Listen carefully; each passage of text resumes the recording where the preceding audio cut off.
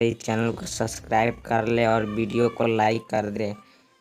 दोस्तों, ये वीडियो विराट कोहली किसी पार्टी या किसी शादी में गए हुए थे, ऐसे दूसरों के हवाले मुझे पता चला है। किसी पार्टी या किसी फंक्शन में वो गए थे। उसी गाने में इस भोजपुरी गाने को लाल घाघरा का बजा, जो कि पवन सिंह के गाने लाल घाघरे पर देख सकते हैं कैसे कमर हिलाते हुए दिखाई दे रहे हैं। और क्या है खबर की पूरे जानकारी जानने के लिए सबसे पहले हम तो उसी पर वो झूमने लगे और किसी ने वीडियो बनाकर और उनके फैंस ने वायरल कर दिया, पवन सिंह का फैंस ने।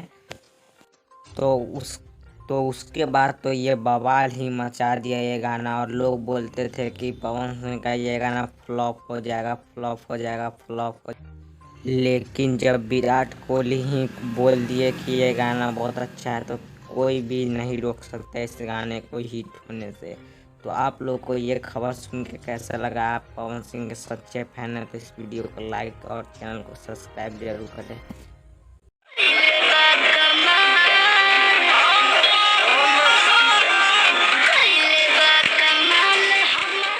तो जैसे कि आप लोगों ने वीडियो देख ही लिया होगा, ये वीडियो विराट कोहली का ही है।